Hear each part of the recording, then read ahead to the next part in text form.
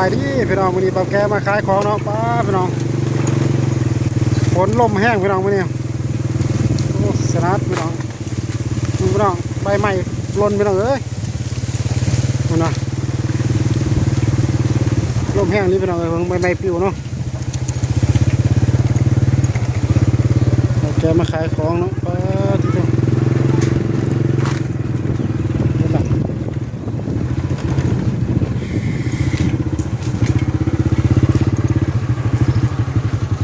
กินบ้า